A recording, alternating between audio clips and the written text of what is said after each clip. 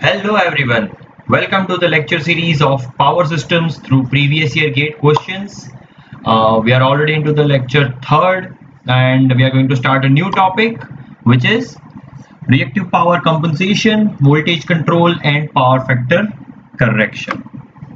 So let's begin our session. Of course, those who are following this lecture series, they by this time they know about us. But for those who have recently joined, let me introduce ourselves. Uh, this initiative is taken by Alcom Institute, which is an institute based in Ahmedabad. We work with students of specialization electrical engineering, electronics engineering, and instrumentation engineering, preparing for various competitive exams. Not just that, students who are looking for core concepts or if they want to learn core subjects thoroughly, they reach out to us and we are very gladly working with them for their placements as well as to cracking their job interviews. Our team is highly experienced, highly qualified, graduated from various IITs. You can in detail know about us by following our Google page. You can visit our Google page where you can go through the reviews written by students. Yes, without wasting further time, let's proceed. Talking about myself, my name is Raviraj. I graduated from back in 2011 from Nirma University.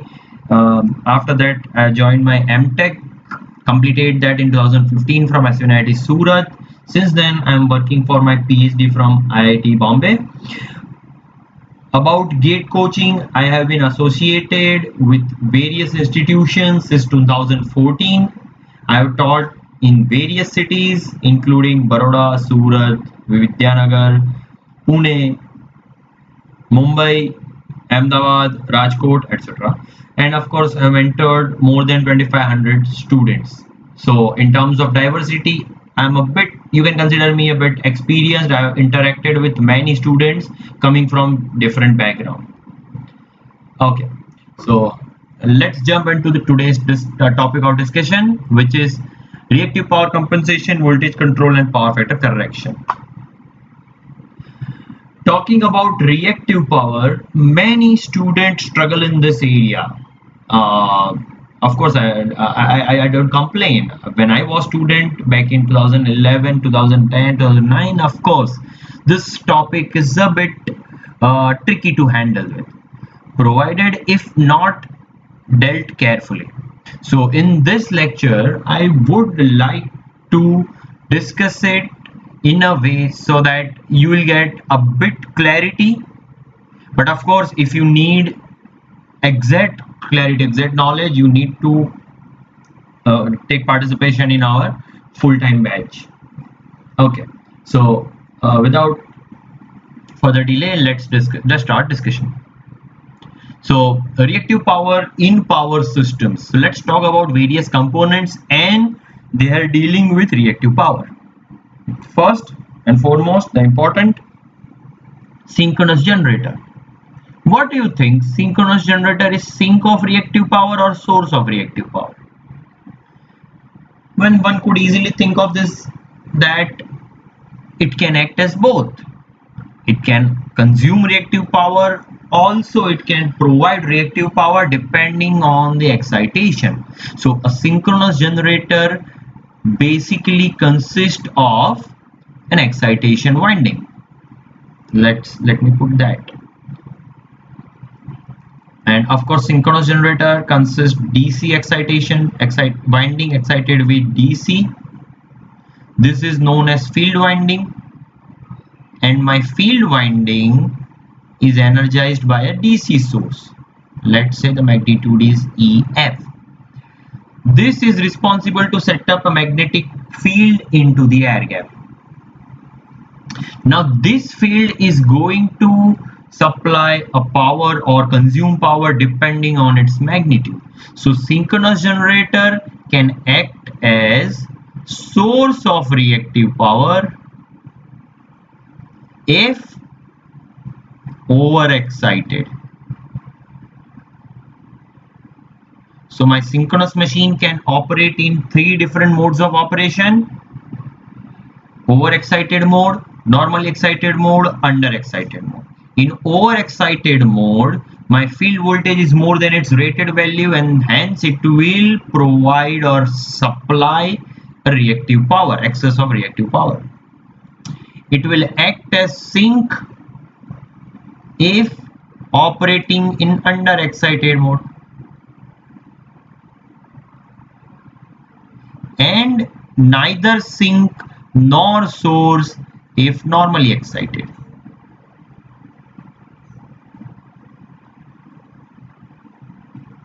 I hope this is clear. Next component, transformers. My friends, transformer is modeled using leakage reactance and resistance to represent copper loss, but as far as leakage reactance is concerned, that will be a dominating factor as far as power system analysis is concerned. So if it is modeled as an reactance, definitely it is going to be a sink of reactive power. Always it is going to consume reactive power. Transmission line, now this is a tricky one, friends. This is a tricky one. Why? Because transmission line model, rigorous model, if we talk about, or we have already discussed this, this is one segment of transmission line. It consists of both inductor as well as capacitor. As far as we know, lagging reactive power, inductor will consume lagging reactive power, capacitor will supply lagging reactive power. I will throw some light on this in a few upcoming slides. However, this component, so this is just one segment, please remember. So this component can also provide reactive power or consume reactive power depending on its loading condition. My friends, transmission line can act as either source or sink or neither. That depends on its loading condition. So let's tabulate them. So loading condition, it will act as sink if loading of transmission line is more than its surge impedance loading. Surge impedance loading, my friends, is considered as idle loading of transmission line. We have seen that in previous lecture. So surge impedance loading is idle loading for transmission line. If my actual load is more than surge impedance load, which is V square by ZC, surge impedance load, let me put down that equation so that we can recall, V square by ZC. If my load is more than surge impedance load, it will act as sink of reactive power. This is just reactive power we are talking about.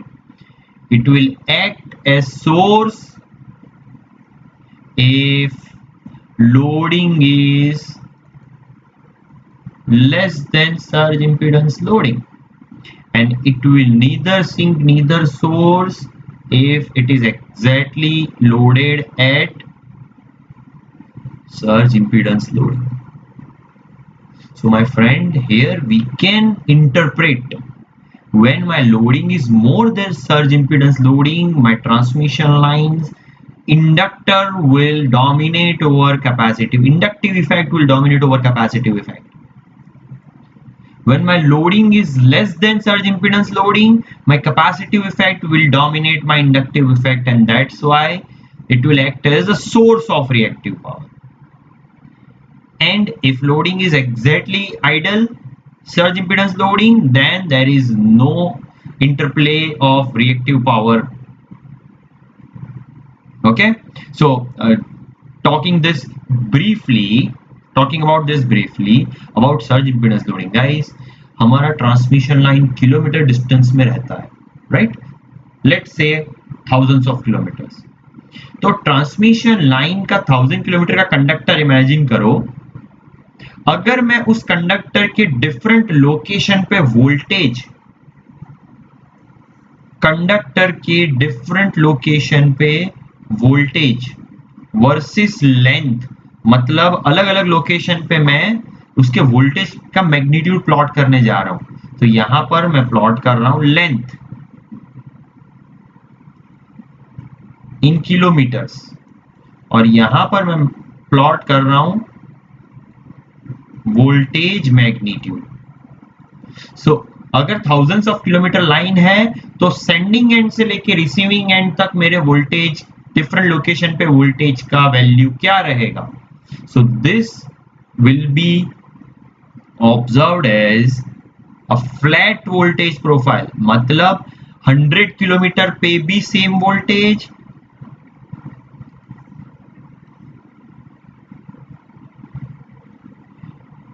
500 kilometre पे भी same voltage if loading is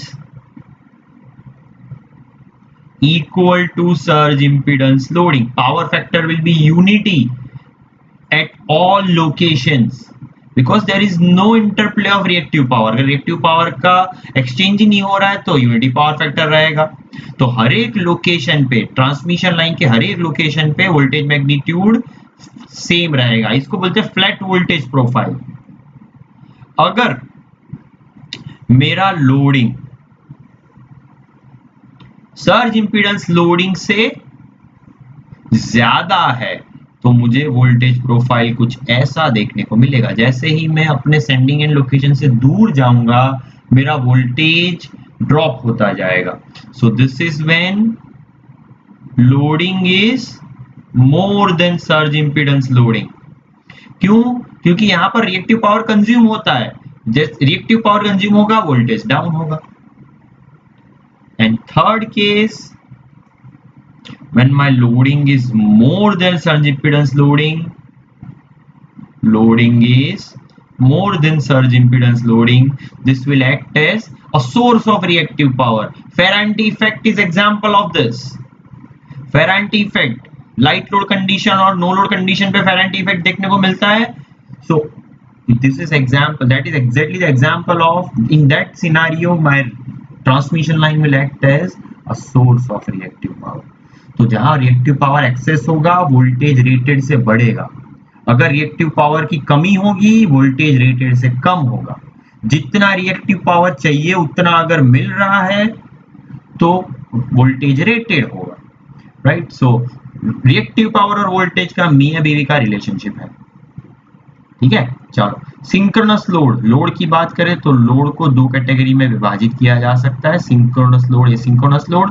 synchronous load का story similar है synchronous generator जैसा, synchronous motor हो गया asynchronous load.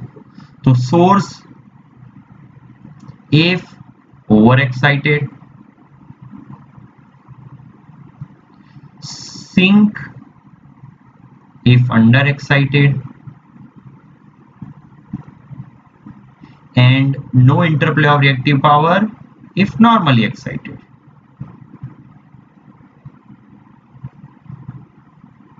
और asynchronous load always sink of reactive power considering lagging load. अगर leading load हुआ तो source of reactive power. Okay, so these are performance of various components of power system as far as reactive power is concern. Okay, let's move ahead, let's try to look at the question, basic question based on this. So let's take a look at this question. Question on your left, first question. Try to solve this, pause the video, I will wait for 2 seconds.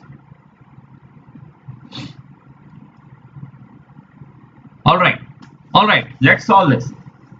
बहुत simple आसान सा question है। The voltage phasor of circuit is tan angle 15 degree volt and the current phasor is given. The active and reactive power in circuits are dash. So guys, this will ask for a recall of basic equation which is S is equals to VI conjugate. This is coming from convention. You can refer to it. Why VI conjugate? You can think about it. Okay, I discussed that in class. Anyways, so here these all are phasors, right? So here V phasor is given tan angle 15 and I phasor is given 2 angle minus 45. So so let me draw anyways. Okay, so and complex conjugate, so the answer will be tan angle 15 into complex conjugate 2 angle 45. Only sign will change, or sign of angle will change. Yes, so this will be 20 angle 60. Now talking about apparent power, it can be represented as P plus JQ. सो हमें जो answer मिला है वो polar form में है। अगर उसको हम रेक्टेंगल फॉर्म में कन्वर्ट करेंगे तो हमें P मिल जाएगा, Q मिल जाएगा, जो आंसर पूछा है। तो इसको रेक्टेंगल फॉर्म में कैसे लिख सकते हैं? Euler's identity 20 cos 60 plus J20 sin 60 cos 60 1/2 real power. अब real power imaginary, real part imaginary part match कर लो। सो P बन जाएगा 10, Q बन जाएगा 20√3/2, 10√3/2 और 10√3 √3 होता है 1.732, 10 मल्टीप्लाई हो गया, आंसर इज ए। बहुत सिंपल सा क्वेश्चन था, बट यहाँ पर इक्वेशन याद रखने लायक है वो है ये सिंगल फेज के लिए है, ये सिंगल फेज के लिए है। ओके, चलो next question. Please focus on the question on your right. Already we had discuss this, हमने ऑलरेडी डिस्कस कर लिया है। देखो कैसे, a lossless radial transmission line with surge impedance loading. Great, so loading is surge impedance loading दे दिया है। उसमें हमने क्या देखा? उसमें हमने देखा has flat voltage profile and unity power factor at all points. Okay, let's focus on various options now. Taking negative VR at sending end and 0 VAR at receiving end. This is not going to happen if my surge impedance, if my loading is surge impedance loading. Takes positive VAR at sending end and 0 VAR at receiving end. So guys, वो 0 reactive power receiving end पे कब ले सकता है? जब आपने कुछ support दिया है, वोल्टेज कंट्रोल मैकेनिज्म लगाया है, जिसके बारे में हम थोड़ी देर में बात करेंगे। सो सर्ज इंपीडेंस लोडिंग पे ये भी नहीं हो सकता। ओके, और लास्ट ऑप्शन है has sending end voltage higher than receiving end voltage and unity power factor at sending end. Guys, this can happen if surge impedance loading is if loading is more than surge impedance loading, और वो भी कब? जब मेरा load जो consume कर रहा है वो मेरा ट्रांसमिशन लाइन सप्लाई कर दे रहा है, तब सेंडिंग एंड पे रिएक्टिव पावर फैक्टर यूनिटी रहेगा। Okay, so correct answer is C for this. Let's proceed. Now let's derive an equation so that we can use it in directly in questions, which is relationship between reactive power end voltage. जैसे मैंने पहले भी बोला, reactive power और voltage का मियां बीवी का relation है। तो चलो देख लेते हैं वो क्या रिलेशन है। बच्चा, इस रिलेशन को डिराइव करने के लिए एक सिस्टम कंसीडर करेंगे। Single line diagram of that system I am putting on my screen. A generator, synchronous generator connected via transmission line to load. Okay, voltage at receiving end or sending end, this is angle delta. Let's say this is VR angle 0. I'm taking receiving end voltage as reference, and of course I'm considering lossless line.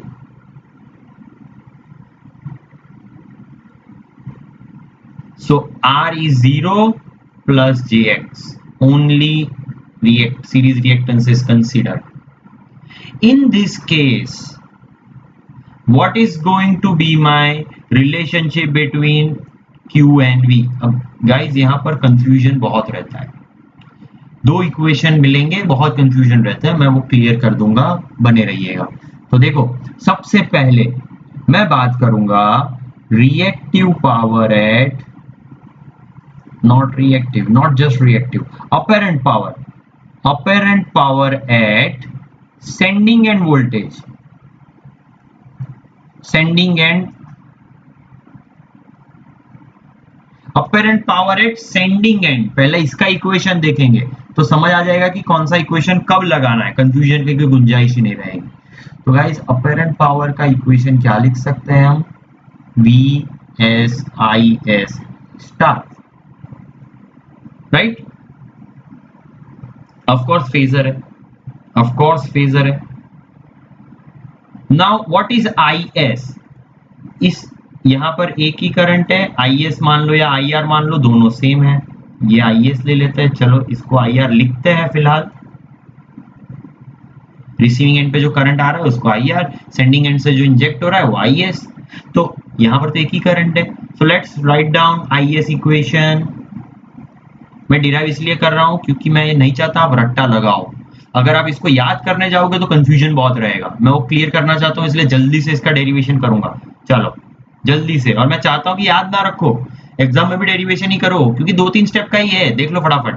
I S को substitute करो तो V S angle delta minus V R angle 0 upon J X, lossless line के लिए ही ज्यादातर बात होती है, उसका कॉम्प्लेक्स कॉन्जुगेट। आई एस को सब्स्टिट्यूट कर दिया है हमने।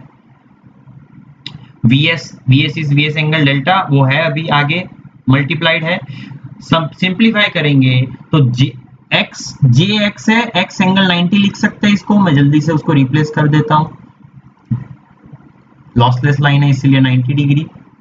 सिंप्लीफाई करेंगे बच्चा तो देखो बी एक्सेस बाहर निकल सकता है, magnitude V S excess angle delta, अंदर ब्रैकेट में क्या बचेगा, मैं कॉम्प्लेक्स कॉन्जुगेट भी एडजस्ट कर रहा हूं। सो देखो वी एस डेल्टा माइनस 90, उसका complex conjugate V S 90 minus delta, और माइनस वी आर, एक्स तो बाहर निकाल लिया है, एक्स बाहर निकल चुका है, बचा V R minus 90 complex conjugate plus 90।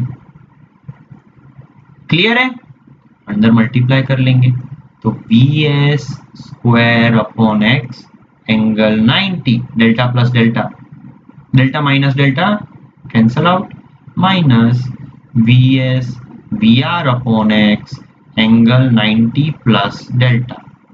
So guys this is my apparent power at sending and.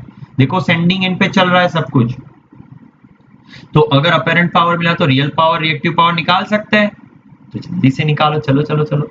तो पी एस सेंडिंग एंड पे रियल पावर, सेंडिंग एंड पे रियल पावर क्या होगा, कोसाइन ऑफ एंगल्स लेना पड़ेगा, कोसाइन ऑफ एंगल लेंगे तो हमें रियल पावर मिल जाएगा।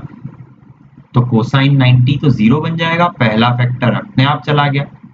दूसरा V S V R upon x minus V S V R upon X, मैं सिंप्लीफाई करके डायरेक्ट आंसर रखूंगा, minus V S V R upon X into cos of 90 plus delta, cos 90 plus delta second quadrant minus sin delta, minus minus will become plus, so ps का equation बनेगा vs vr upon x sin delta।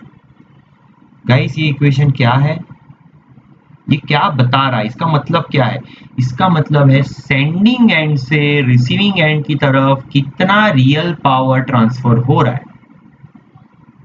Okay, similar way QS भी लिख सकते हैं हम, QS भी लिख सकते हैं हम।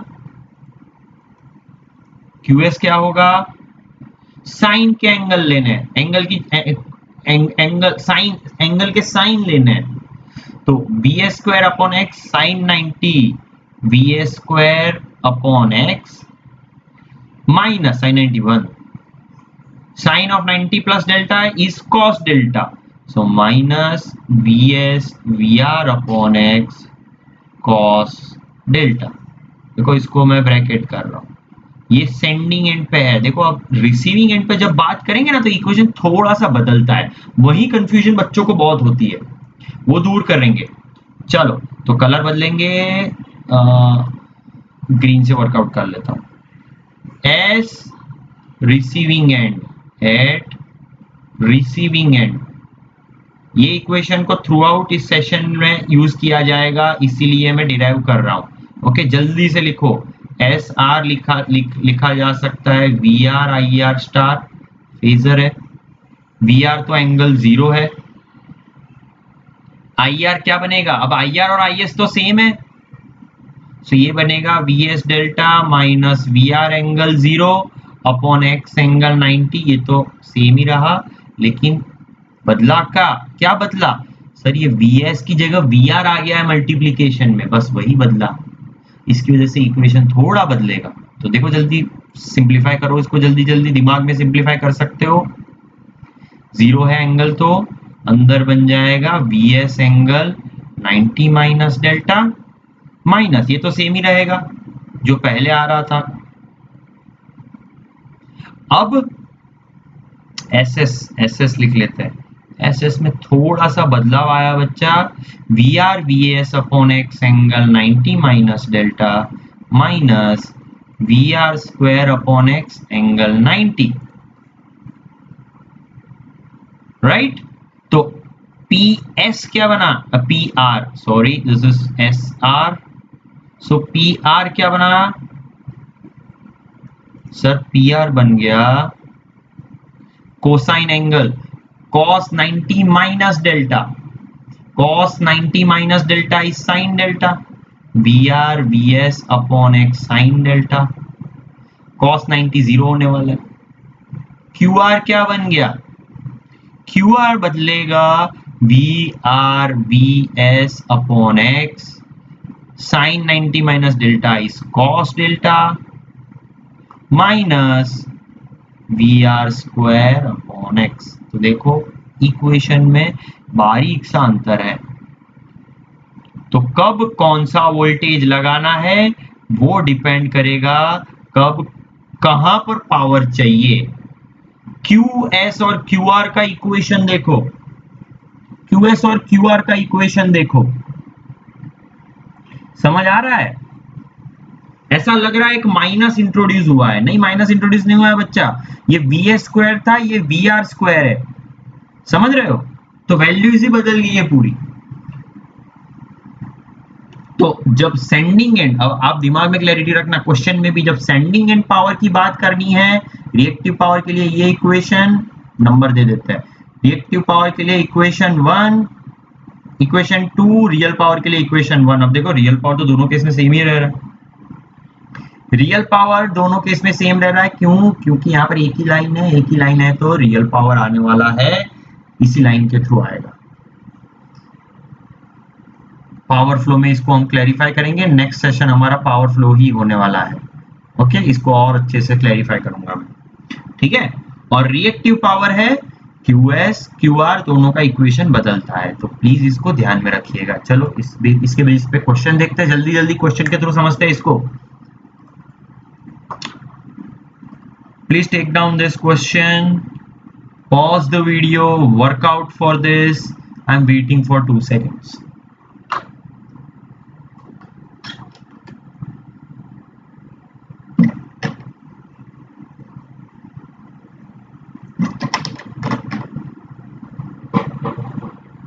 ओके, चलो आई होप आपने सॉल्व करने की कोशिश की होगी। मैं अब एक काम करता हूँ, इस क्वेश्चन को थोड़ा छोटा करके ना शिफ्ट कर देता हूँ यहाँ पर, शायद जहाँ वीडियो ब्लॉक कर रहा होगा, ठीक है। अब मैं सॉल्यूशन के लिए ताकि जगह मिल जाए, चलो सॉल्व करेंगे इसको। So let's start the solution. 3 phase 11 kV generator feeds power to constant power unity power factor load. तो लोड के बारे में पहले कलेक्शन ऑफ डेटा देखो, क्वेश्चन पढ़ना भी एक आर्ट है पावर सिस्टम में। ये जितना नीटली डेटा कलेक्ट करोगे उतना आसान होगा आपको वो फ्लो बनाने में, मैप बनाने में। मैंने पहले लेक्चर में इसकी बात की है। ओके, 3 फेज ट्रांसमिशन में the line to line voltage at terminal of machine is maintained constant, मतलब सोर्स की तरफ मैग्नीट्यूड 11 kV है। the per unit positive sequence impedance of line based on some MVA some KV is J.2, तो line का x दे दिया है but वो है J.2 PU on its rating considered as base. Okay ठीक है। line to line voltage at load terminal is measured to be less than 11 kV, so receiving end पे voltage less than 11 kV है। total reactive power to be injected at terminals of the load to increase line to line voltage at the load terminal to 11 kV। तो जल्दी से इसका diagram बनाने की कोशिश करो। देखो डायग्राम में क्या सिनारियो है, कुछ ऐसा है। इसमें ये लेस देन 11 kV है, इसको 11 kV बनाना है।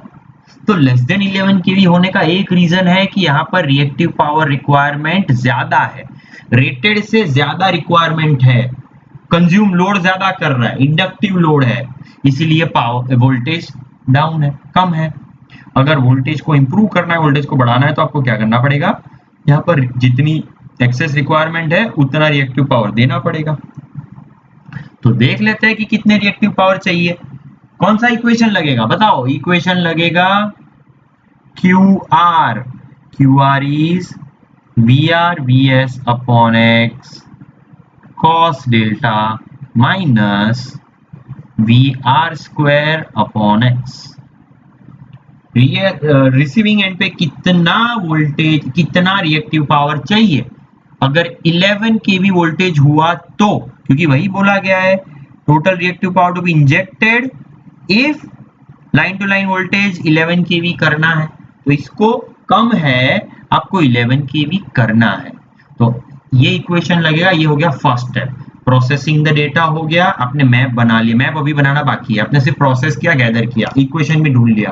अब बच्चा देखो डेल्टा दिया है नहीं दिया है, एक्स दिया है लेकिन पीयू में है, तो आपको दो चीज करनी पड़ेगी। ये मैप आ गया, मैप मतलब एक्स पता करना है, डेल्टा पता करना है। अब डेल्टा कैसे पता करेंगे, डेल्टा के लिए कुछ और इंफॉर्मेशन दी है, हाँ रियल पावर डिलीवरी दी है, वहां से डेल्टा मिल जाएगा।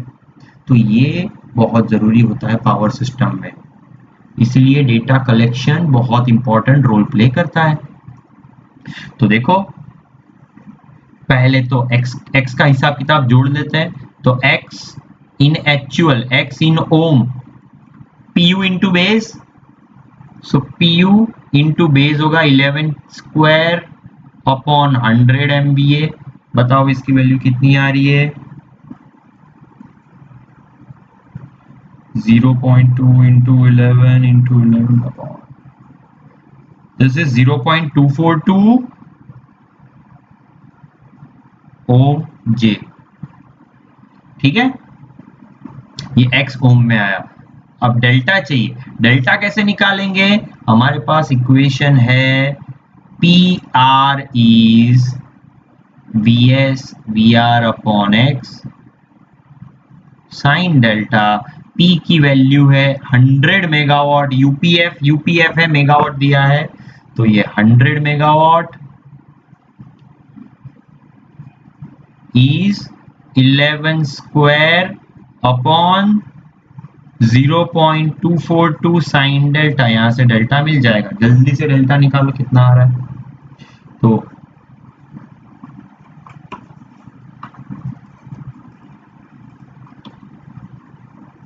Hundred into 0.242 upon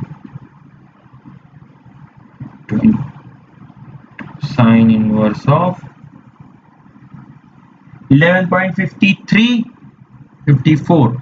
okay, that implies delta is 11.54 degree. ये डेल्टा मिल गया। अब इस इक्वेशन में सब कुछ नोन है, तो पहले इक्वेशन में लिख लो रिक्वायरमेंट कितनी, ये क्यू आर है, Q R, so again I am using Q R equation. Q R 11 square upon x है 0.242, cos delta cos of 11.54 minus 11 square upon 0.242। ठीक है, पीयू में भी काम कर सकते हो, पूरा अगर पीयू में काम करना है तो। पीयू में और आसान हो जाएगा, दैट्स ओके। तो यहाँ से क्यू निकाल लो, कितना क्यू आ रहा है ये कैलकुलेट करके बताओ। तो सबसे पहले तो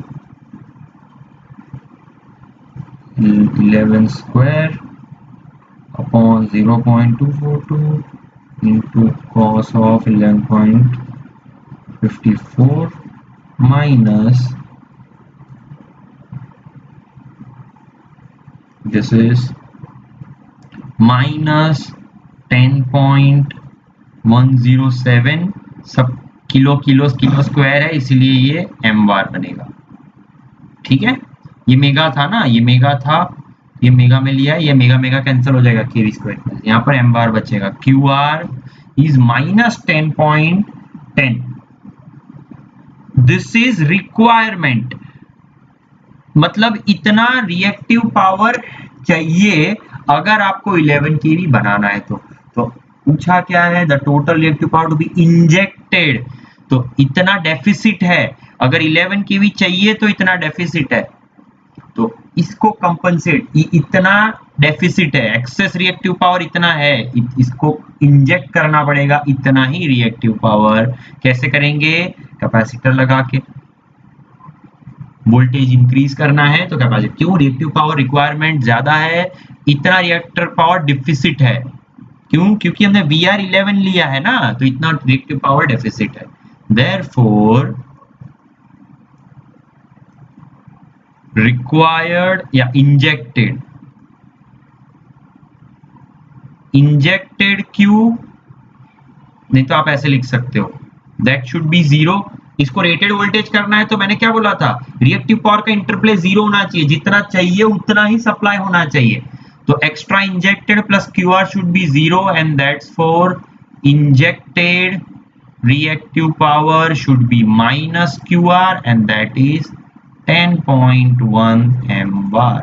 B is correct answer, B correct answer है इसका। अब ये भी एक ऑप्शन में था, अगर ये क्लिक किया है तो ये गलत है, क्यों, क्योंकि बच्चा हमने VR11 केवी रख के कैलकुलेट किया है ये पूरा क्वेश्चन, मतलब अगर 11 केवी होता, रख करना है तो कितना चाहिए, समझ गए, तो कंपनसेशन के लिए 10.1। Let's proceed, let's try to solve this question. चलो इस क्वेश्चन को सॉल्व करो जल्दी से। I am giving you, I am taking a break of 2 seconds, 2-3 seconds, pause करो, वर्कआउट करो, आंसर दो। इसको एक बार बड़ा कर देते हैं, कम ऑन क्विकली।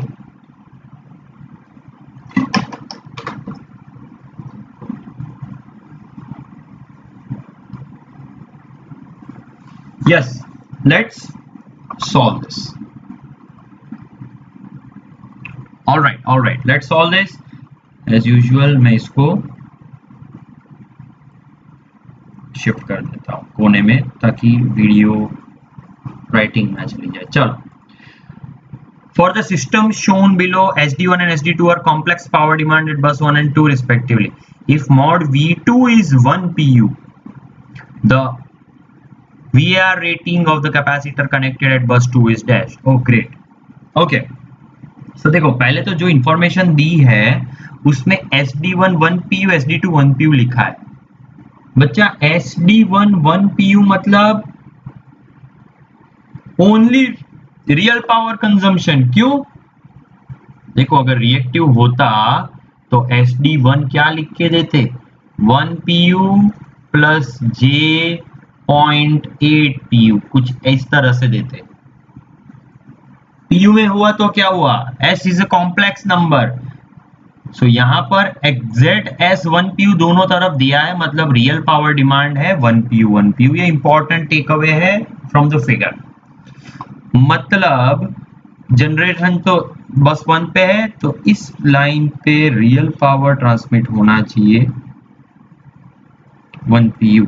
ये कंक्लूजन बहुत इंपॉर्टेंट है, क्यों 1 pu, क्योंकि यहां पर रियल पावर 1 pu की डिमांड है। और रिएक्टिव पावर भी लगा है। ये रिएक्टिव पावर बेसिकली क्या करेगा, रिएक्टिव पावर चाहिए नहीं लेकिन फिर भी क्यों है, क्योंकि बच्चा लाइन जो है वो कुछ रिएक्टिव पावर कंज्यूम करेगी, तो लाइन के सप्लाई के लिए ये Qg2 का हिसाब किताब आएगा। तो इसके लिए कौन सा इक्वेशन लगाना है, इक्वेशन सेम है, Vs Vr x cos delta minus lossless line है इसलिए minus Vr square by x, right.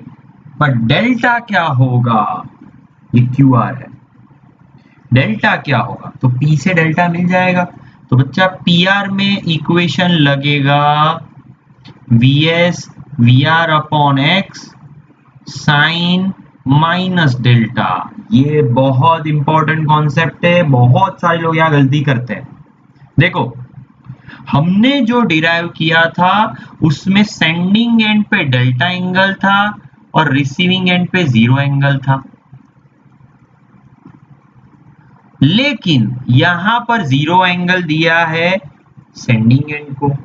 तो बच्चा उसमें कुछ नहीं करना है, क्या करो, एंगल को शिफ्ट करो, एंगल ऐड माइनस है। अगर मैं दोनों तरफ डेल्टा से माइनस करूं, दोनों तरफ मैं डेल्टा माइनस करूं दोनों एंगल में, तो कोई फर्क नहीं पड़ेगा सिस्टम में। दोनों तरफ अगर डेल्टा सेम एंगल अगर मैं पूरे सिस्टम में माइनस कर देता हूं तो कोई फर्क नहीं पड़ता। It's referred as change of reference, reference ही चेंज हुआ है सिर्फ।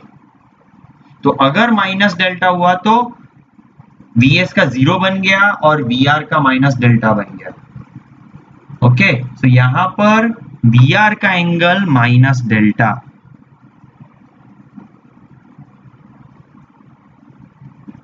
वैसे कंसीडर करके मैं सॉल्व कर रहा हूं। डेल्टा एक्चुअली यहां पर जीरो है, तो डेल्टा होगा difference between two voltage angles, यहां पर माइनस आएगा। अब इस क्वेश्चन में आप ये माइनस नहीं भी लिए होते ना तो आंसर सही बैठ जाएगा, क्यों मैं बताता हूं। तो यहां से पहले तो पीआर दिया है 1 pu, Vs Vr दोनों मैग्नीट्यूड 1 pu, x है 0.5 sine minus delta, minus sine delta लिख रहा हूं मैं। तो यहां से डेल्टा की वैल्यू मिल जाएगी 30, इसलिए माइनस डेल्टा है तो एंगल बनेगा -30। लेकिन अब जब QR का इक्वेशन लगाएंगे तो QR में cos of delta plus minus कोई फर्क ही नहीं पड़ता, डेल्टा -30 बना एक्चुअली हमारा डेल्टा। तो इसीलिए इस क्वेश्चन में अगर ये ना भी ली साइन तो भी फर्क नहीं पड़ेगा, लेकिन कॉन्सेप्ट सही होना चाहिए। जरूरी थोड़ी है यही सेम क्वेश्चन आए, क्वेश्चन बदल के भी आ सकता है। ओके चलो, तो QR लगाएंगे 1/0.5 cos -30 प्लस माइनस कोई फर्क नहीं पड़ता 1/0.5। बताओ तो इसका आंसर कितना आ रहा है, √3 - 1 ऑफ कोर्स, √3 माइनस, हाँ √3 - 2। कैसे, cos 30 is √3/2, 2 cancel, so it is √3 - 2, correct. तो √3 - 2 1.732 माइनस 0.26879 आ रहा है, 268, ठीक है 2679 लिख लेते हैं। PU ये आया QR। अब पूछा है कि अगर VR रेटिंग ऑफ Qg2 कितना होना चाहिए, तो ये QR जो आ रहा है, ये QR एक्सेस डेफिसिट है, that should be equals to the Qg2, तभी तो वोल्टेज यहाँ पर 1 pu होगा। यहाँ पर वोल्टेज 1 pu कब होगा, जितना रिएक्टिव पावर है उतना रिएक्टिव पावर सप्लाई आना चाहिए, राइट, सप्लाई आना चाहिए। Therefore we can write QR plus Qg should be 0। देखो मैंने पिछले क्वेश्चन में भी ऐसा ही किया था, QR plus Qg should be 0 and therefore Qg should be minus QR and that is 0.2679 pu. B is correct answer. समझे, ये बैलेंस इक्वेशन है, ये बैलेंस इक्वेशन है जो समझना इंपॉर्टेंट है, प्लस माइनस का फेर आ जाता है यहाँ पे। ठीक है, चलो आगे बढ़ेंगे। अब बात करते हैं वोल्टेज कंट्रोल डिवाइसेस की। तो अभी देखा हमने कि वोल्टेज किस तरह से कंट्रोल किया जाएगा, दो न्यूमेरिकल में थोड़ा सा देखा कि वोल्टेज सपोर्ट करना है तो क्या कर सकते हैं। अब इंडिविजुअल कंपोनेंट के थ्रू इन वोल्टेज सपोर्ट की बात करेंगे। तो रिएक्टिव पावर की बातचीत हो रही है तो हमें बिल्कुल ये डिस्कस करना पड़ेगा कि इंडक्टर और कैपेसिटर का रिएक्टिव पावर को लेके क्या स्टैंड रहेगा। What do you think what inductor is going to do as far as reactive power is concerned? ज्यादातर बच्चे इसका जवाब यही देंगे, आपने भी खुद यही सोचा होगा, inductor will consume reactive power. तो बच्चा उसमें मैं एक कॉन्सेप्ट क्लियर करना चाहता हूं, जल्दी से देखो। मैं बोल रहा हूं inductor real power reactive power ले भी सकता है, that depends on our convention. तो देखो ये वोल्टेज सोर्स है, ये इंडक्टर है जो करंट आई ड्रॉ कर रहा है। So let's take voltage as a reference. Current is lagging, pure inductor ले रहा हूं मैं। तो यहां पर रिएक्टिव पावर की अगर बात करूं तो वो आ जाएगा V I sine, reactive power होता है वी आई साइन थीटा, यहां पर थीटा 90 है, V I sine theta. This is positive, so consuming positive, reactive power positive मतलब कंजम्पशन। ठीक है, तो इसको ब्लैक से ही लिखते हैं, कंजम्पशन। बट मैं इस आई को लीडिंग फ्रेम में भी लिखा सकता हूं, कैसे, माइनस आई लिख के, फेजर का ही तो है। अगर नीचे वाला फेजर आई है, ऊपर वाला फेजर माइनस आई बनेगा। तो ऊपर मैं लीडिंग करंट को देख के क्या लिख पाऊंगा, माइनस वी आई, क्योंकि आई नेगेटिव बन गया है। Minus represents source supply,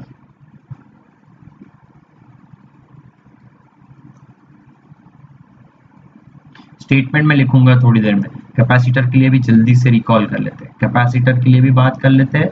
so capacitor connected across an ideal source. Sir बोलेंगे कैपेसिटर तो रिएक्टिव पावर कंज्यूम ही करेगा। बच्चा वो पूरी तरह से सही नहीं है, उसमें कन्वेंशन भी पता होना चाहिए। तो देखो इस सर्किट में कैपेसिटर, अगर ये मैं वोल्टेज रेफरेंस लेता हूं तो कैपेसिटर लीड करेगा, करंट लीड करेगा, कैपेसिटिव करंट लीड करेगा। अगर कैपेसिटिव करंट लीड करेगा तो वी आई क्यू बन जाएगा वी आई, तो ये हो गया कंजम्पशन, प्लस मतलब कंजम्पशन,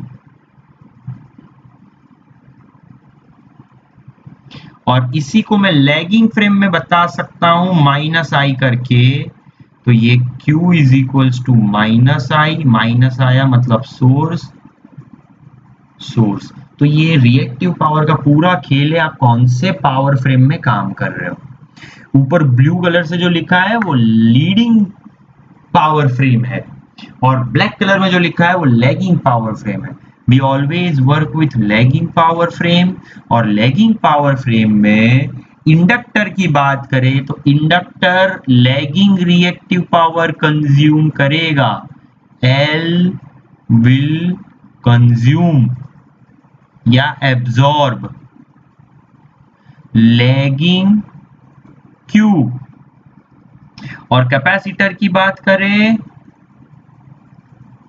कैपेसिटर विल सप्लाई, क्योंकि सोर्स है, सप्लाई लैगिंग क्यू।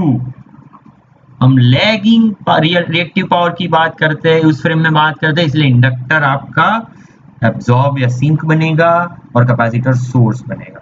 तो अब रिएक्टिव पावर के इंटरप्ले से हम कंट्रोल कर सकते हैं।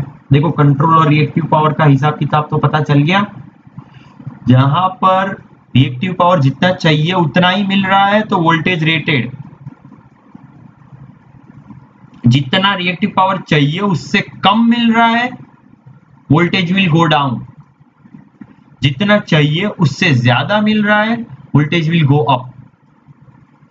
ओके, तो अगर कोई सिस्टम में वोल्टेज कम है, मतलब कि रिएक्टिव पावर रिक्वायरमेंट ज्यादा है और हम कम दे रहे हैं, सप्लाई कम आ रहा है, डिमांड ज्यादा है, तो उसमें वोल्टेज डाउन रहेगा। अगर उस वोल्टेज को बूस्ट करना है तो आप लगाओगे शंट कैपेसिटर। शंट कैपेसिटर लगाने से वोल्टेज, क्योंकि शंट कैपेसिटर रिएक्टिव पावर देता है ना, कैपेसिटर लैगिंग फ्रेम में कैपेसिटर पावर देता है, तो जितना ज्यादा रिक्वायरमेंट थी कैपेसिटर ने वो मीट कर ली, वोल्टेज रेटेड पे जा सकता है, थोड़ा बूस्ट हो सकता है, इंक्रीज हो सकता है। अगर सिस्टम में एक्सेस रिएक्टिव पावर है, रिक्वायरमेंट से ज्यादा है, तो वोल्टेज अप जाएगा। अगर उस वोल्टेज को कम करना है तो भी मैं शंट रिएक्टर लगाऊंगा जो एक्सेस रिएक्टिव पावर कंज्यूम करेगा।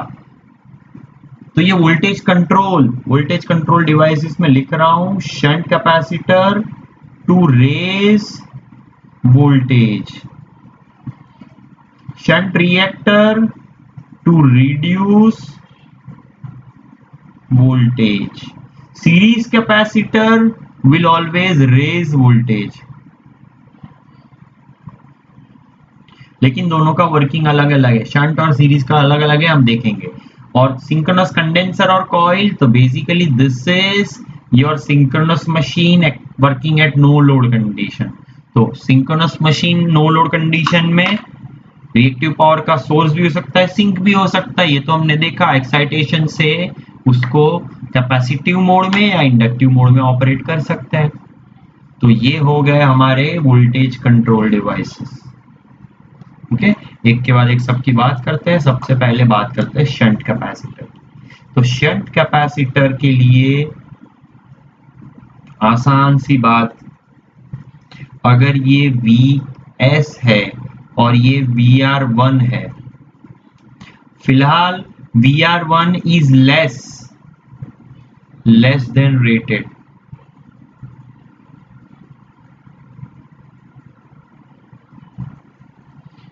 अच्छा ऐसा less than rated magnitude wise, मुझे इसको इंक्रीज करना है।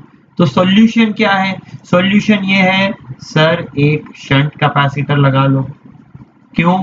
शंट कैपेसिटर लगाने से जितना एक्सेस रिएक्टिव पावर था, देखो इस तरह से सोचो, ये क्यों वोल्टेज कम था, why Vr1 was less than V rated, क्यों? क्योंकि रिएक्टिव पावर रिक्वायरमेंट ज्यादा है और आप सप्लाई कम कर रहे हो, इसलिए वोल्टेज कम है।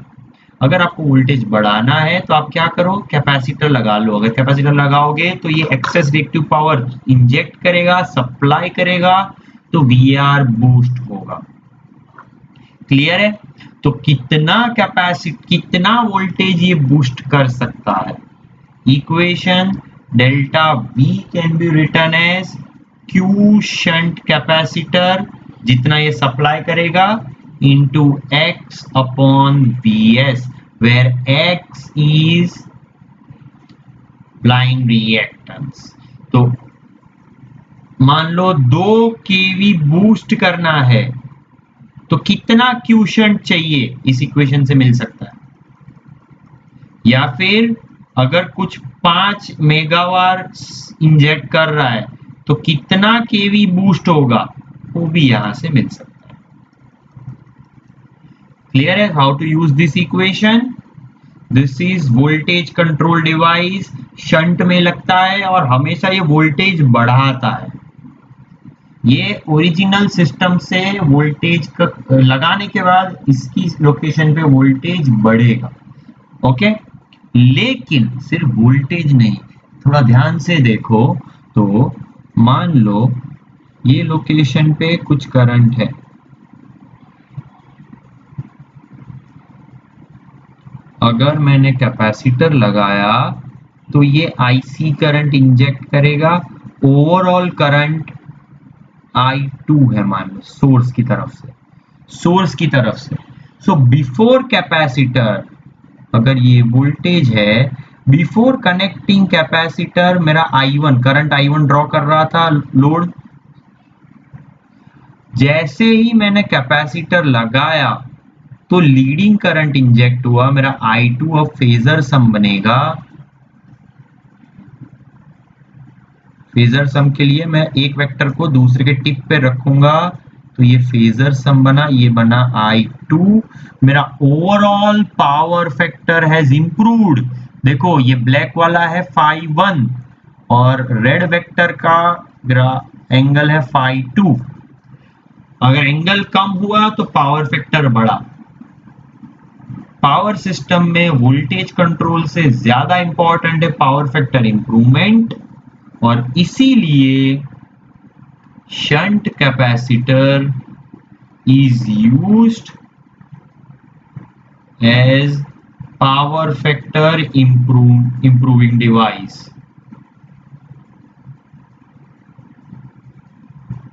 ये इंपॉर्टेंट पॉइंट है। वोल्टेज तो बूस्ट करेगा ही करेगा, लेकिन उसका ज्यादातर यूज, उसका ज्यादातर डिजाइन होता है इसको ध्यान में रखते हुए कितना पावर फैक्टर इंप्रूव करना है, पावर फैक्टर करेक्शन के लिए। तो पावर फैक्टर करेक्शन के लिए कितना क्यू चाहिए, तो देखो ये दो दो डोमेन है। अगर वोल्टेज बूस्ट करना है तो कितना क्यू चाहिए, ये इक्वेशन नंबर 1 से मिलेगा। लेकिन अगर पावर फैक्टर बूस्ट करना है तो कितना क्यू चाहिए, ये आपको इस इक्वेशन से मिलेगा। ये इक्वेशन बहुत ही पावरफुल इक्वेशन है, बहुत बार यूज होगा इसका। -10 phi2, ये थ्री फेज में है, पूरा थ्री फेज में है। Important, important, very important. Okay, Q three phase. अब फिर बैंक वगैरह जो दिया है उसके हिसाब से आप रिएक्टिव पावर रिक्वायरमेंट कितना है उसके हिसाब से कैपेसिटेंस निकाल सकते हो। वैसे न्यूमेरिकल अब देखेंगे। Please remember this equation where phi1, चलो मैं बता देता हूं phi1 क्या है। phi1 है power factor angle without capacitor,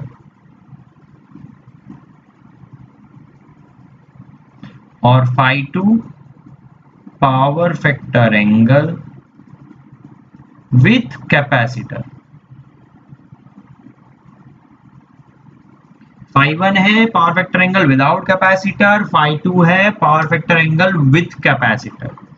okay, चलो इक्वेशन कैसे लगेगा क्वेश्चन में देखते हैं। हाँ, एक चीज और बताना भूल गया, P है real power consumption in load, ये है real power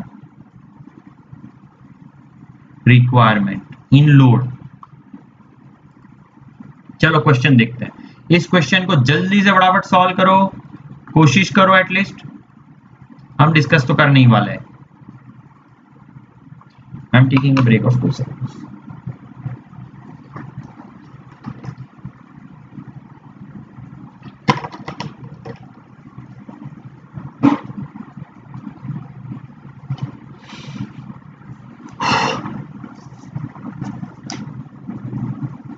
okay, let's proceed.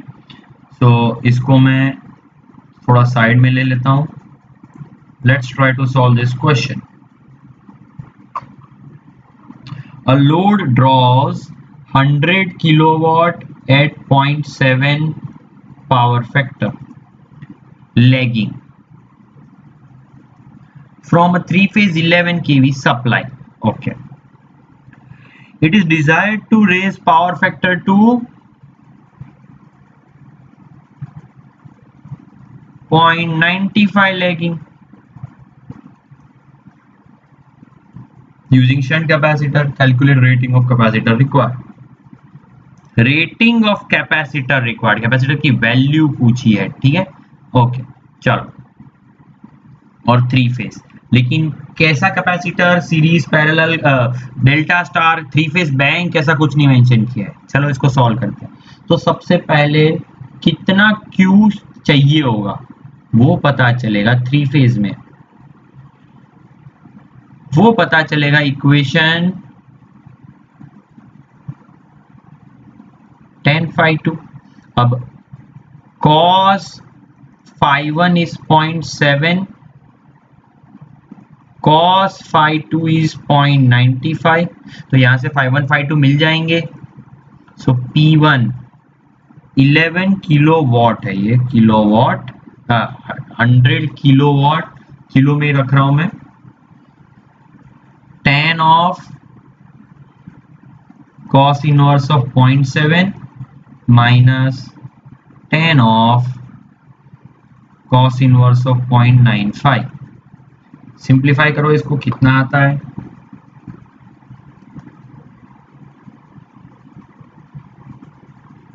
cos inverse of 0.7 ये आ रहा है 45.57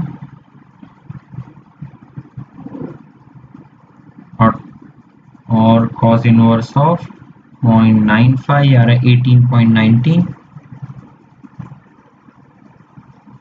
तो 10 में डाल देंगे इसको, 10 ऑफ 45.57 माइनस 10 ऑफ 18.19,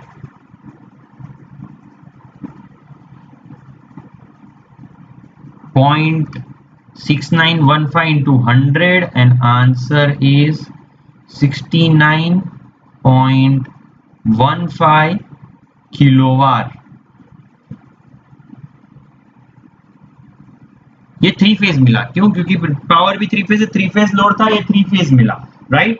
अब हमें चाहिए कितना शंट कैपेसिटर, शंट कैपेसिटर्स कितना चाहिए। तो अब 3 शंट कैपेसिटर हम मान लेते हैं स्टार में कनेक्टेड है, इंडिविजुअली एक फेज में एक कैपेसिटर कनेक्टेड है।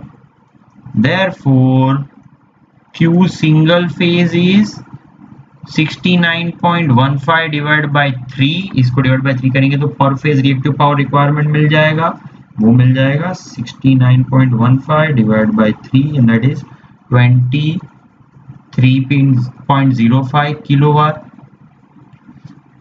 अगर Q मिल गया तो V square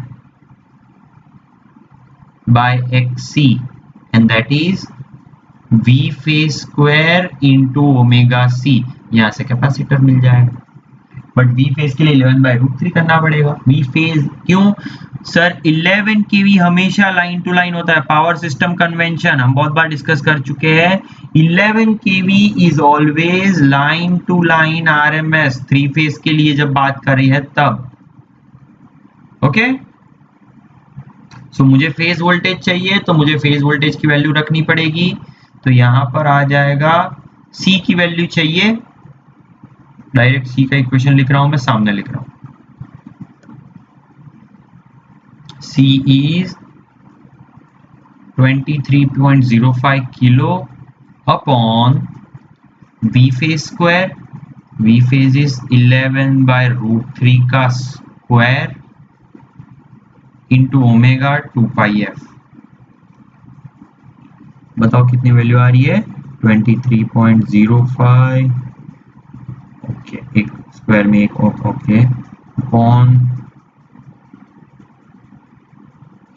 3 upon 2πf। This is 0, direct लिख लेते हैं, 1 2 3, 1.819 माइक्रोफैराड। क्यों माइक्रो? ये किलो है और यहाँ पर भी एक किलो है, तो एक मिली तो जाएगा ऊपर, और जो आंसर आ रहा है वो मिलेगा 0.0018, तो वहां से एक और मिली निकाल लिया है, इसलिए माइक्रो में। ये कैपेसिटर का वैल्यू होना चाहिए। ओके, यहाँ पर हमने क्या अज्यूम किया है? थ्री फेज लोड है बच्चा, थ्री फेज लोड पे हमने कैपेसिटर बैंक, कहाँ बनाऊं, देखो साइड में ऊपर बना रहा हूं, कैपेसिटर बैंक स्टार में कनेक्टेड है। स्टार में क्यों? स्टार में बोले तो मतलब ऐसा इंडिविजुअल कैपेसिटर ले लो, ये भी तो स्टार में ही हुआ। कैसे? देखो कॉमन पॉइंट ग्राउंड, तो ये स्टार कनेक्शन ही हुआ वैसे तो।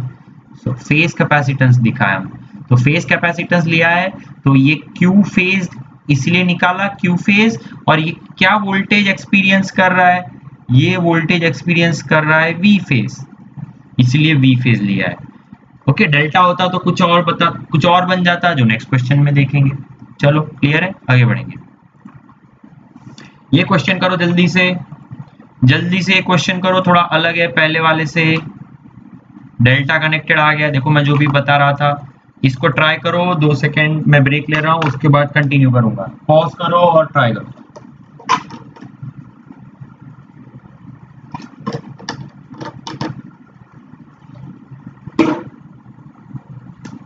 Okay,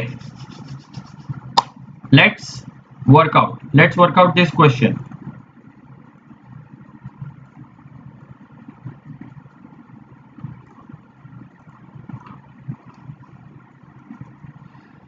Three phase 11 kV, 50 hertz, 200 kilowatt. Three phase 11 kV, 50 hertz, 200 kilowatt. Load has a power factor of 0.8 lagging.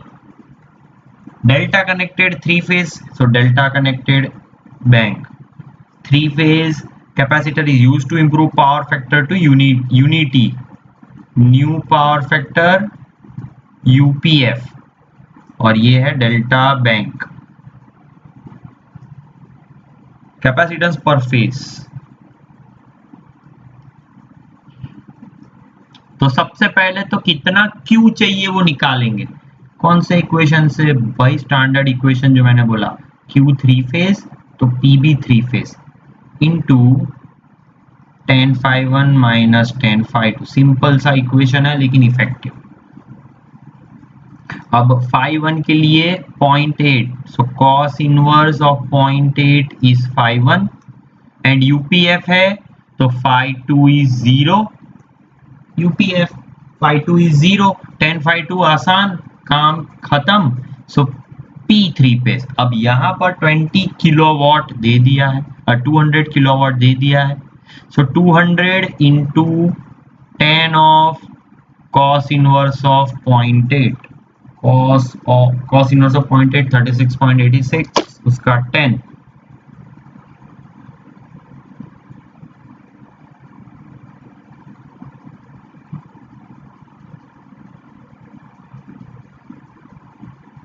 .75 into 200, that is 150.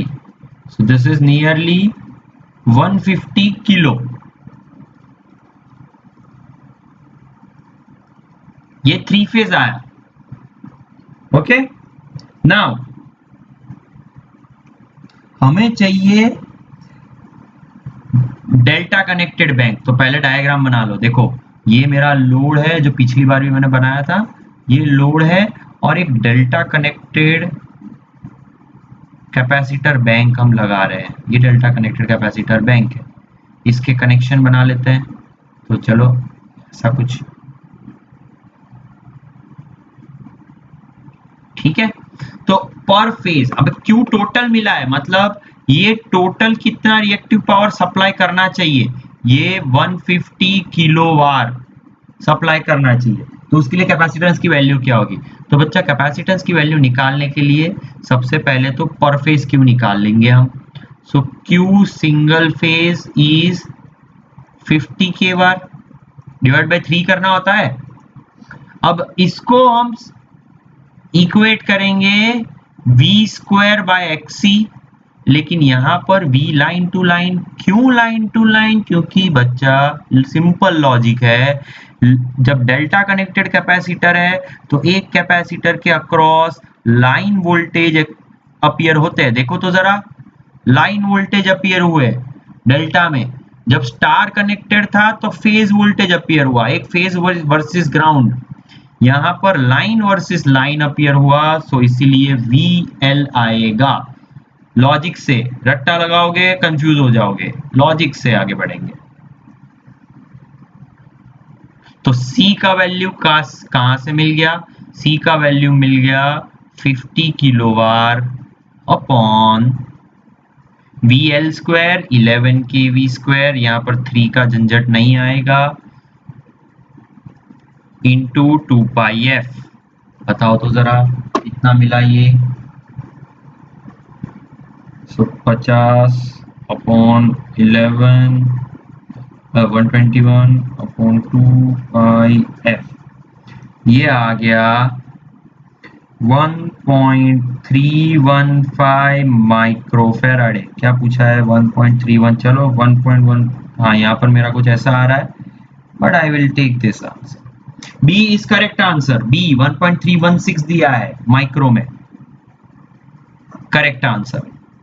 So logic से आगे बढ़िएगा, ये लॉजिक है, जो वोल्टेज आएगा उसी के हिसाब से वो रिएक्टिव पावर देगा। रिएक्टिव पावर का इक्वेशन सिंपल है, बी स्क्वायर बाई एक्स सी, पर बी कौन सा? जो अपीयर कर रहा है एक कैपेसिटर को, ठीक है।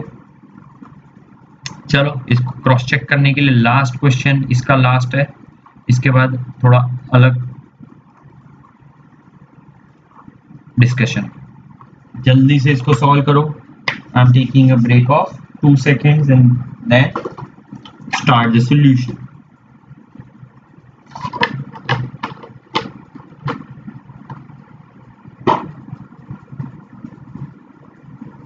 सेम है, ये भी सेम है, स्टार कनेक्टेड पूछा है बस।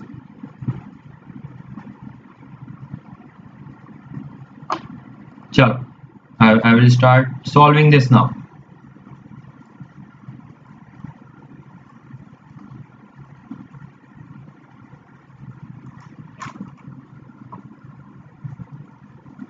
Balance delta connected load of 8 plus J6, ऐसा डेल्टा कनेक्टेड सोर्स है।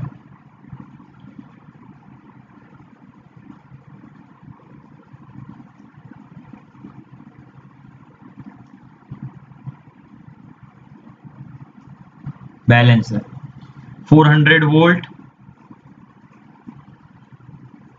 लाइन टू लाइन होता है वो हमेशा, 50 hertz, 3 phase supply line. If the input power factor is to improve to 0.9, सो अब इसका कुछ इनपुट पावर फैक्टर होगा जो हमें Z से ही मिल जाएगा। Z का एंगल क्या है? Z इज 10 एंगल, देखो तो जरा 10 इनवर्स ऑफ पॉइंट, अरे तो 0.8, 10 inverse of 6 upon 8, that is 36.86, cosine of that is 0.8, yes 36.87 ले लो, 86.8, so एंगल है 36.8698 और पावर फैक्टर बन गया 0.8।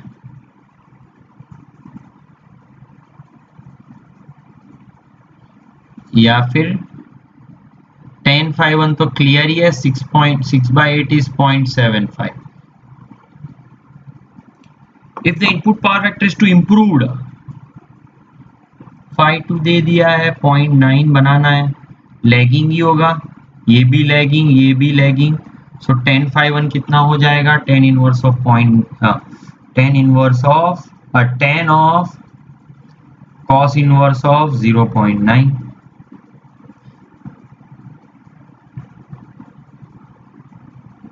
10/2 बन रहा है मेरा 0.484322,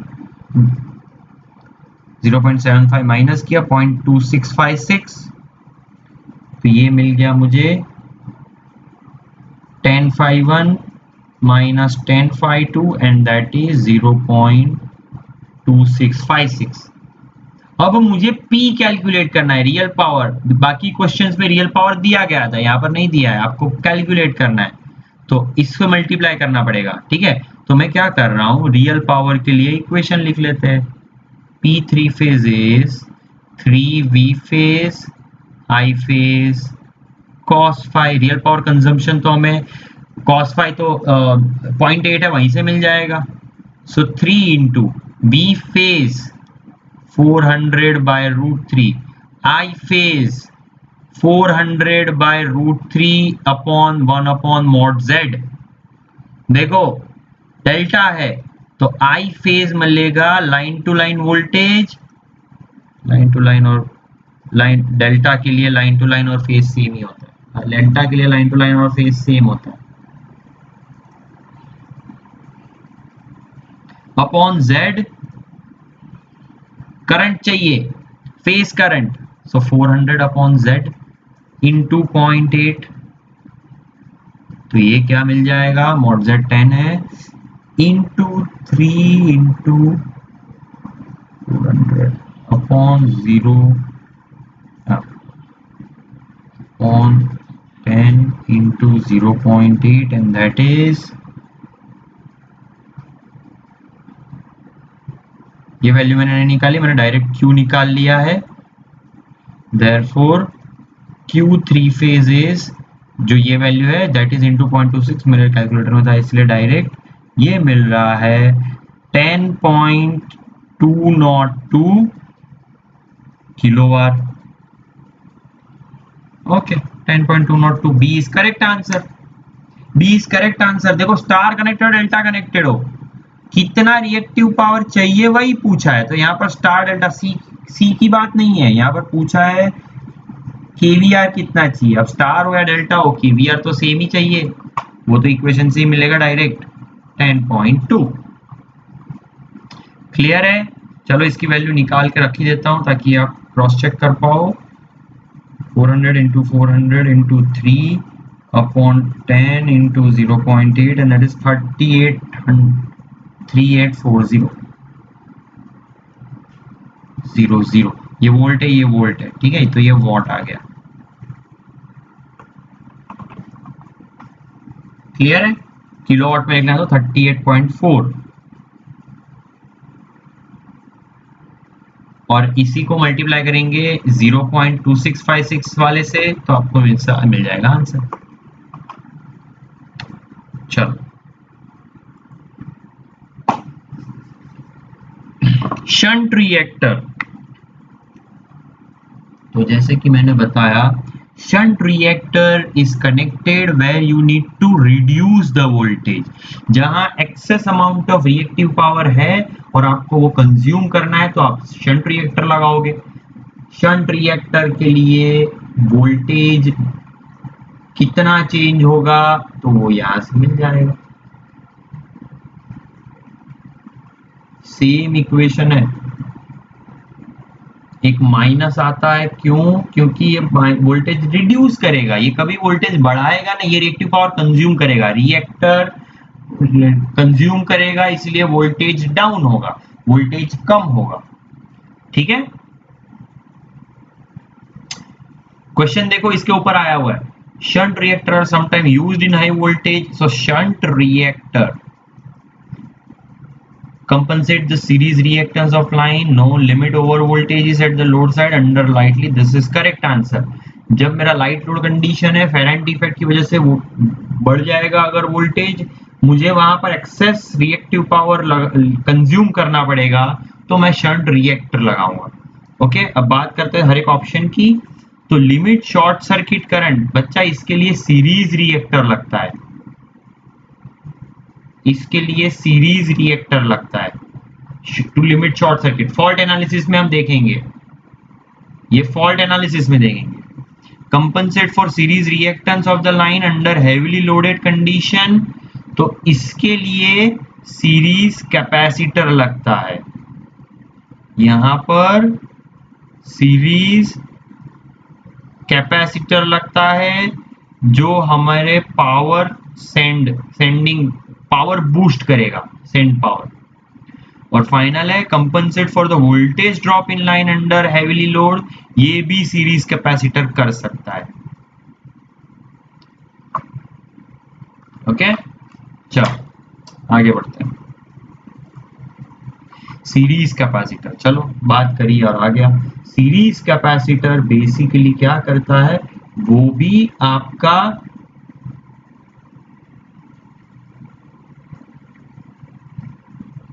वोल्टेज ड्रॉप चेंज करके वोल्टेज बूस्ट करता है, लेकिन ये सीरीज में कनेक्टेड है तो ये वोल्टेज ड्रॉप को रेगुलेट करेगा। कैसे?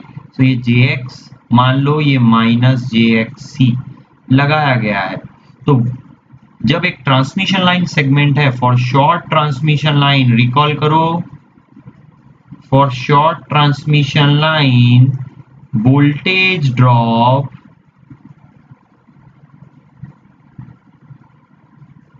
approximately can be given by I into R cos phi r plus I into X sine phi r for lagging load. कहां से आया ये हमने डिराइव किया हुआ था वोल्टेज रेगुलेशन के टाइम। देखो ये वोल्टेज रेगुलेशन है, इसको अगर डिवाइड करेंगे रेटेड वोल्टेज से तो वोल्टेज रेगुलेशन ही बनता है। वोल्टेज रेगुलेशन वही तो है। शॉर्ट ट्रांसमिशन लाइन के लिए वोल्टेज ड्रॉप Vs Vr, तो वोल्टेज ड्रॉप बनेगा I R cos phi R plus I X sine phi R. अब जो x इक्विवेलेंट बना मेरा, x इक्विवेलेंट क्या बना, j x minus xc. Series reactance लगा तो वो ओवरऑल रिएक्टेंस रिड्यूस करेगा, तो इसीलिए मेरा वोल्टेज ड्रॉप रिड्यूस होगा। वोल्टेज ड्रॉप रिड्यूस हुआ तो वोल्टेज इंप्रूव हुआ, राइट। सो शंट कैपेसिटर रिएक्टिव पावर दे के वोल्टेज बूस्ट करेगा, सीरीज कैपेसिटर वोल्टेज ड्रॉप कम करके वोल्टेज बूस्ट करेगा। क्लियर है? चलो तो देखो क्वेश्चन, देखो जल्दी से क्वेश्चन बनाओ, ये जल्दी क्वेश्चन बनाओ। I am waiting, I am waiting.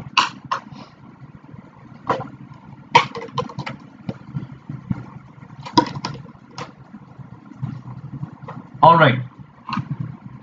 Consider the model shown in figure of a transmission line with a series capacitor and its midpoint. At its midpoint, ये भाई midpoint पे है.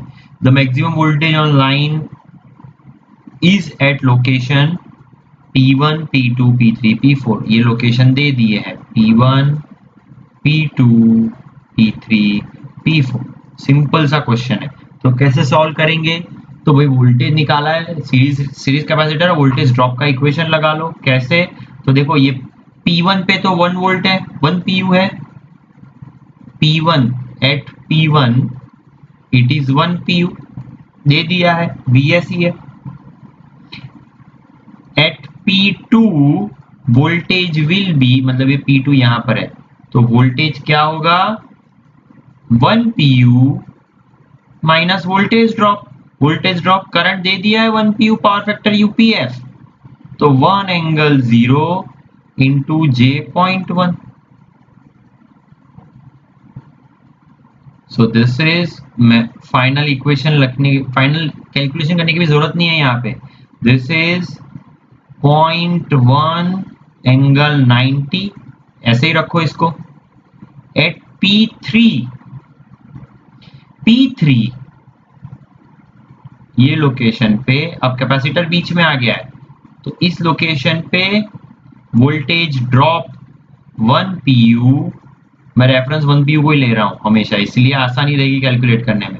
1 pu minus total reactance into current, current तो है अभी भी 1 angle 0, और reactance बनेगा J.1 minus J.15, so that is 0.05 minus, so minus minus plus बन जाएगा 0.05 एंगल 90 प्लस बन गया। And at P4 total reactance 1 pu minus current 1 angle 0, voltage minus current into total reactance बनेगा बच्चा 0.2 माइनस प्लस बनेगा यहाँ पे, तो ये बनेगा 1 pu माइनस 0.05 एंगल 90। तो कौन सा सबसे ज्यादा है? ये 1 pu ही है, ये 1 pu में से कुछ कम हो रहा है, इसी में 1 pu में कुछ बढ़ रहा है। At P3 we are adding something, इसमें भी कम हो रहा है। आंसर इज P3 पे ज्यादा होगा। ऑफकोर्स ये डिपेंड करेगा सीरीज रिएक्टेंस वैल्यू पे और कैपेसिटेंस रिएक्टेंस पे। ऐसा आंख बंद करके मत कर देना कि कैपेसिटर के बाद हमेशा वोल्टेज बढ़ ही जाएगा। मैक्सिमम वोल्टेज इन सर्किट पूछा है तो आपको वैल्यूज कंसीडर करके पता करना पड़ेगा। ओके, चलो, taking a break of 2 seconds, quickly try to solve this question. जल्दी से हम इसको डिस्कस करेंगे।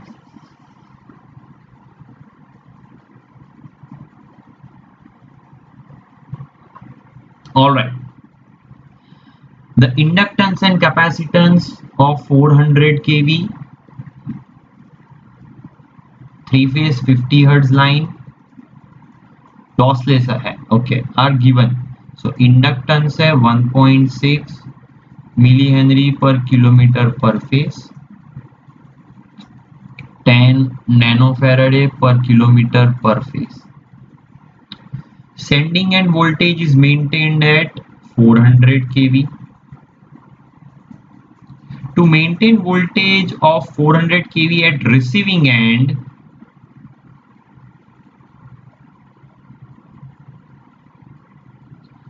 when line is delivering 300 megawatt load, the shunt compensation required is dash. Okay, great, good question. This is a good question. तो ये देखो transmission line का question है लोडिंग के कंपेयर में। ये लोडिंग दे दिया है, इसका क्लिक किया, मैं लोडिंग बोला तो क्लिक करना चाहिए, आज ही 2-3 बार डिस्कस कर दिया है। ट्रांसमिशन लाइन लोडिंग और कंपनसेशन कैसा चाहिए? तो सबसे पहले ट्रांसमिशन लाइन का सर्ज इंपीडेंस लोडिंग निकाल लो, ये होता है VL² अपॉन ZC, और ZC होता है, लास्ट लेक्चर देख लो, स्क्वायर रूट ऑफ L/C, सब कुछ दे दिया है, 1.6 upon 10, it is 4 upon 10.4 milli nano है, तो एडजस्ट करना पड़ेगा। एक second,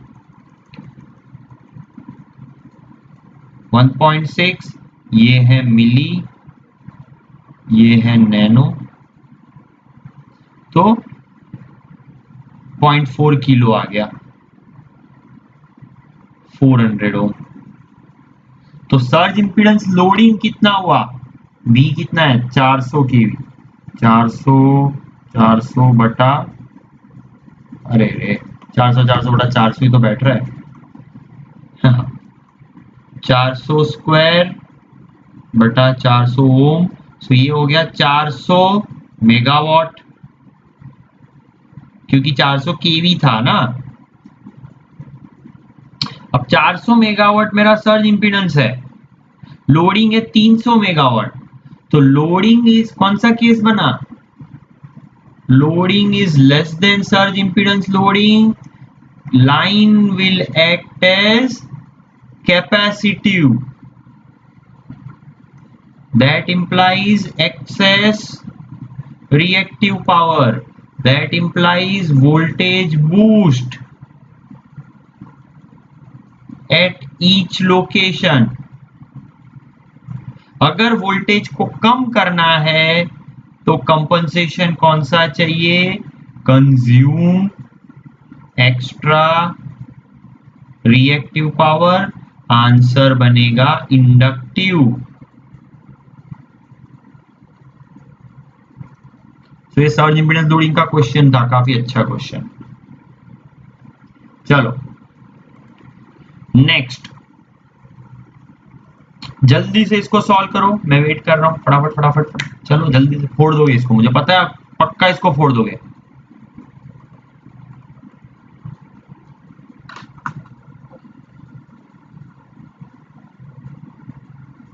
all right, let's start, let's solve. जो मैं पहले से बोला था कि जो कंफ्यूजन रहता है, कंफ्यूजन दूर करेंगे यहाँ पे। Consider 2 bus system network shown with given loads as shown. ठीक है, देखो यहाँ पर 15 + J5 पीयू में ही है, सब कुछ पीयू में है, तो रिएक्टिव पावर, रियल पावर सब कुछ दिया है यहाँ पे। All values are shown in PU. The reactive power supplied by generator G1 and G2 are QG1, QG2. The per unit value of QG1, QG2 and line power loss are dash. Great. तो ये question again कौन सा equation लगाना है, देखो QG1 चाहिए तो सबसे पहले तो QS निकाल लो। QS का इक्वेशन क्या है बच्चा, VS² by x minus VR upon x cos delta. और QG2 चाहिए तो QR निकाल लो, VR upon x minus into cos delta minus VR² upon x. But अब बात है ये डेल्टा कितना होगा, ये क्वेश्चन पूरा डेल्टा पे चला जाएगा। ये डेल्टा कितना होगा, क्या होगा, अच्छा ओके, डेल्टा कितना होगा, तो डेल्टा के लिए रियल पावर का कोई इक्वेशन है, हाँ है, VS/VR(x) साइन डेल्टा। लेकिन रियल पावर कितना जाएगा, तो देखो जनरेटर 1 पे रियल पावर दे दिया है PG1 is 20 and P demand at 1 is 15. So P1 is basically 5U। सामने देखो PG2 15 है और डिमांड 20 है, तो 5 एक्स्ट्रा और कहां से आएंगे, यही जो भेजा लॉसलेस है, तो पूरा पावर बैलेंस हुआ। सो P1 की वैल्यू 5 दी गई है इनडायरेक्टली, तो ये 5 है, ये दोनों तो 1 PU है, x दे दिया है 0.1 साइन डेल्टा निकल आया, देयरफॉर डेल्टा इज 30 डिग्री, फिर से 30 आ गया, क्यों, 5/10 साइन इनवर्स ऑफ डेल्टा 30। सो अगर डेल्टा 30 आ गया तो डायरेक्ट ये ऊपर वाला इक्वेशन में अप्लाई कर रहा हूं, तो QS मिलेगा यहाँ पे, QS QG1 नहीं QS, वो बराबर होगा दोनों के, देखते हैं कैसे, तो QS निकालते हैं। ओके, तो QS बेसिकली क्या होता है, कितना पावर, डायग्राम ऊपर बना रहा हूं उस पे लिख नहीं पा रहा,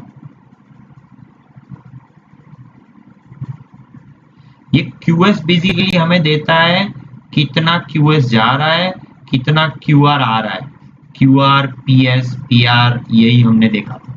ओके, तो QS की वैल्यू क्या आ रही है बताओ तो जरा कैलकुलेट करके, 1/0.1 माइनस 1/0.1 cos √3/2, तो ये बन जाएगा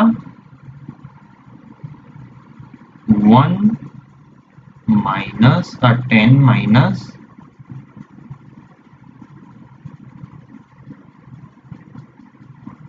7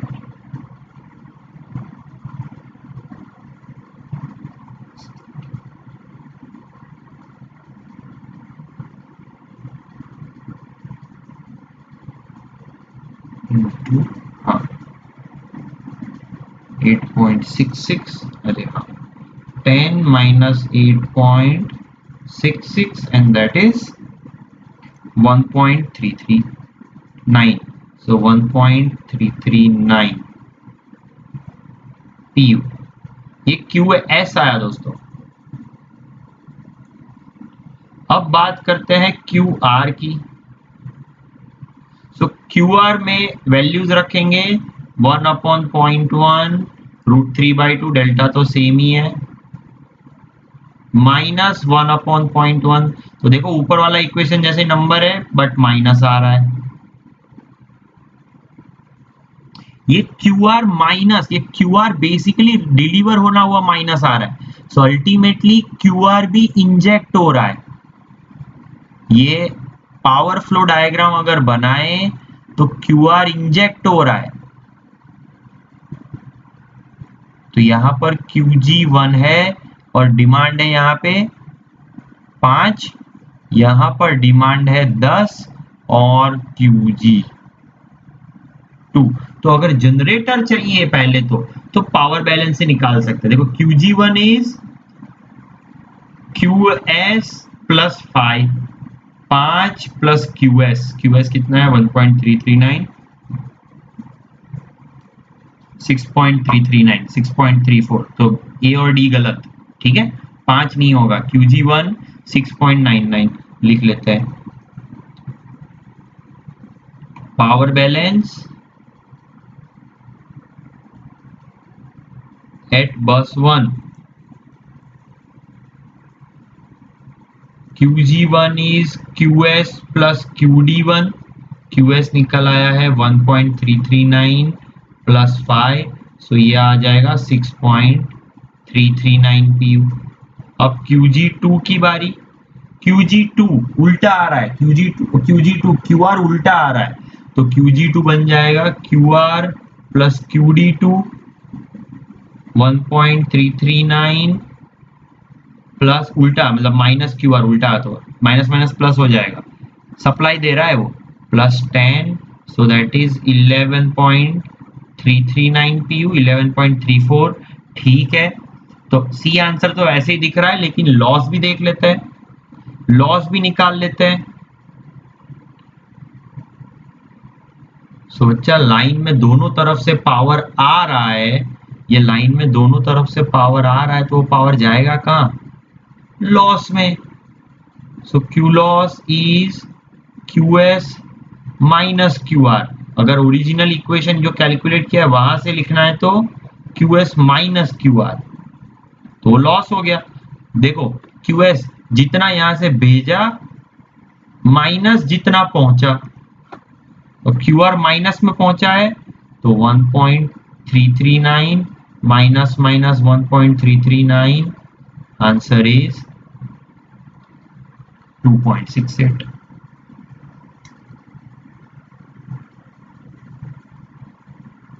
टू 2.678। यहां पर अप्रोक्सीमेट किया गया डबल डिजिट तक, C is correct answer. So reactive power balance तरीके से करोगे तो ये क्वेश्चन बहुत आसानी से निकलेंगे। इसका और अंडरस्टैंडिंग हम लेंगे नेक्स्ट वीडियो में, जिसमें हम पावर फ्लो एनालिसिस डिस्कस करेंगे, admittance matrix and power flow analysis, Newton Raphson Gauss Seidel next session में डिस्कस करेंगे, तो बने रहिएगा। अगर सब्सक्राइब नहीं किया है सब्सक्राइब कर लीजिए, नेक्स्ट वीडियो आते ही पता चल जाएगा। ठीक है, चलिए तो इसके साथ आज का सेशन खत्म करते हैं। आपके सेल्फ एनालिसिस के लिए कुछ क्वेश्चन है, इसको देखिए, सॉल्व कीजिए, कमेंट सेक्शन में इनके आंसर दीजिए। कमेंट सेक्शन में कुछ डाउट है तो कमेंट सेक्शन में पोस्ट कीजिए, हम वहां कम्युनिकेट करते हैं। अपने दोस्तों से शेयर कीजिए, इसको बिल्कुल काम आ सकता है। ये जल्दी जल्दी अगर रिवीजन करना है तो ये 1 घंटा या जो भी 1.25 घंटा जितना लगता है, काफी आसानी से आप इसको प्रिपेयर कर पाओगे। ठीक है, चलिए with this let's end today session. Take care, goodbye, next session में मिलेंगे और एनर्जी के साथ।